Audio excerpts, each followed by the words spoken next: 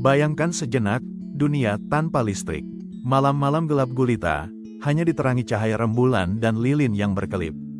Tidak ada mesin yang bekerja, tidak ada suara kipas angin, tidak ada layar televisi, tidak ada internet, tidak ada ponsel yang menyala. Dunia terasa sunyi, lambat, dan terbatas.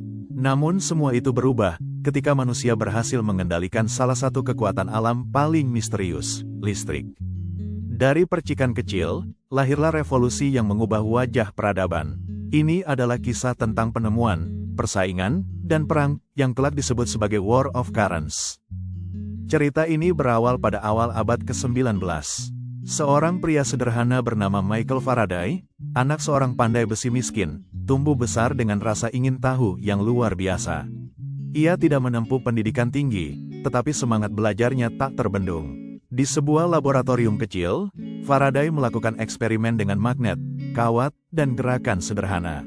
Dari percobaan itu, ia menemukan sesuatu yang ajaib. Ketika sebuah magnet digerakkan melalui kumparan kawat, muncul arus listrik.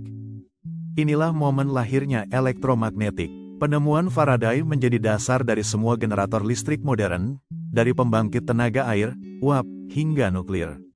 Tanpa Faraday, dunia mungkin tak akan pernah mengenal listrik seperti sekarang. Lompatan besar berikutnya datang dari Amerika. Tahun 1879, seorang penemu ambisius bernama Thomas Alva Edison memperkenalkan lampu pijar yang mampu menyala selama berjam-jam. Dunia terperangah. Lampu ini bukan sekadar cahaya, melainkan simbol harapan. Edison tak berhenti di situ. Ia membangun sistem distribusi listrik berbasis arus searah, atau direct current, DC. Di kota-kota besar, lampu-lampu mulai menyala. Jalanan yang sebelumnya gelap, kini diterangi cahaya listrik. Edison dielu-elukan, dijuluki sebagai penyihir Menlo Park, dan dihormati sebagai penemu paling brilian masanya. Ia menjadi ikon kemajuan, wajah dari masa depan yang gemilang. Tetapi, di balik cahaya Edison, muncul sosok misterius bernama Nikola Tesla. Lahir di sebuah desa kecil di Kekaisaran Austria, Tesla sejak kecil sudah menunjukkan kecerdasan luar biasa. Ia memiliki daya ingat fotografis, mampu membayangkan mesin secara detail hanya dengan pikirannya, tanpa perlu menggambar. Saat merantau ke Amerika, Tesla bekerja sebentar di perusahaan Edison. Namun keduanya segera berpisah jalan. Tesla percaya bahwa sistem DC ciptaan Edison penuh kelemahan, boros, mahal, dan tidak bisa dikirim dalam jarak jauh.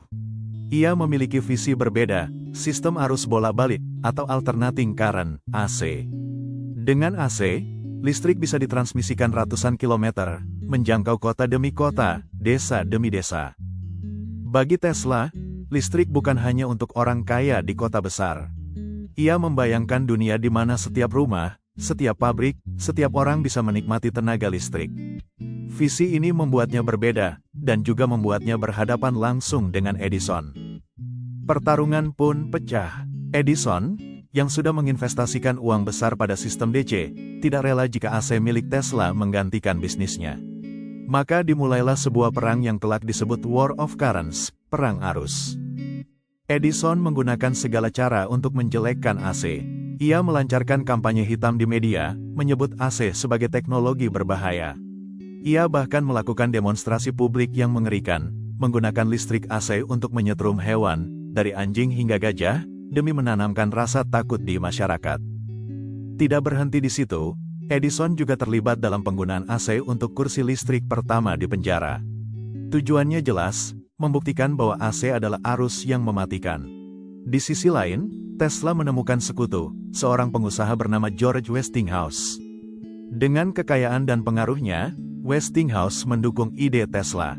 Bersama, mereka menghadapi dominasi Edison, melawan kampanye kotor, dan berusaha meyakinkan dunia bahwa AC adalah masa depan.